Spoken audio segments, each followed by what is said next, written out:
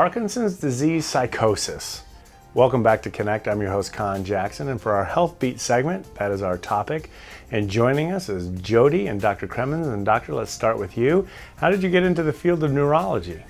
So I actually had a career change. Prior to becoming a physician, I was a lawyer. I practiced law in New York City at large firms for close to 7 years, and down in my heart, I guess I decided it wasn't what I wanted to do with my life, and I found neurology such a compelling career because it combines both the body and the mind, and for me that was just so compelling. And in particular, Parkinson's disease is a disease that just can have such a devastating impact on people, and yet there are medications that we can use to effectively treat many of the symptoms, and so it's just such a satisfying thing to work with those folks.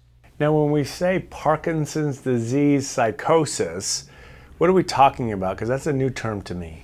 Right, so most people, when they hear Parkinson's disease, they think of a tremor or problems with walking or stiffness. But the fact of the matter is Parkinson's patients suffer from many non-motor symptoms in addition to their motor symptoms, and the non-motor symptoms may be more troublesome and devastating than the motor symptoms. And one of the most devastating is something called Parkinson's disease psychosis. Now, this involves delusions and hallucinations that people with Parkinson's disease may suffer from. There are about 1 million folks in the United States who have Parkinson's disease, and we think that up to 50% of them are going to develop delusions or hallucinations at some point during the course of their disease. So even though we don't talk about this very much, this is a really common problem. And Jody, tell us how this condition has affected your family personally. Yeah, my mom started experiencing hallucinations approximately a year after her Parkinson's disease diagnosis.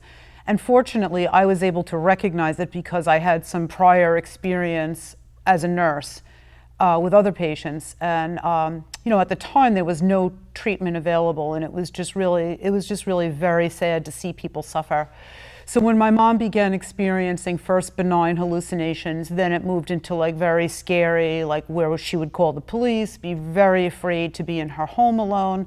I knew, I was pretty sure what we were dealing with, and made the phone call, made the appointment, had the discussion with her doctor. And fortunately for my mom and my family, my mom was able to get the medication, and it was successful, and to this day she remains able to live in her own home. And given this part of the disease, what's the cause to action? Well, the cause of action is to get treatment. So as Jody said, her mother was lucky enough to get into a trial of a medication called Nuplazid, and it was based on that trial that the FDA approved this drug for the hallucinations and delusions associated with Parkinson's disease psychosis this past summer.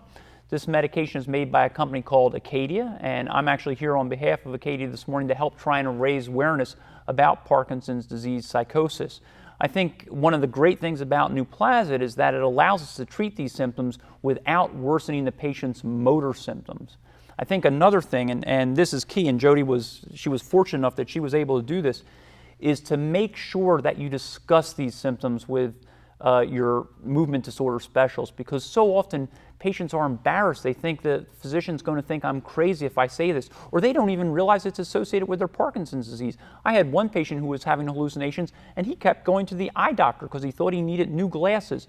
So physicians have to make patients aware that this is part of the disease, so if and when it happens to patients, patients feel free that they can tell their physician about it, and then the patient and the physician can discuss whether they start treatment or not. In addition, there are online resources that I think patients need to be aware of. The National Parkinson's Foundation has a great website called parkinson.org, and there's really good information there about Parkinson's disease psychosis and Parkinson's disease in general. Well, Doctor, we certainly appreciate that. And Jody, any other family that will face this in their relatives, what advice can you give to the loved ones that are supporting them? Sure. Don't suffer with it. It's just awful for the patient and the family, and there's no need to suffer. There's great medication. My family and I and my mom are extremely grateful that we've had these years with my mom that I'm sure we wouldn't have had if it weren't for Nuplazid. Well, that's certainly awesome. We love your energy. We love your passion. Doctor, thank you for caring for our health and for both of you joining us today. Conn, thank you for allowing us. Thank you.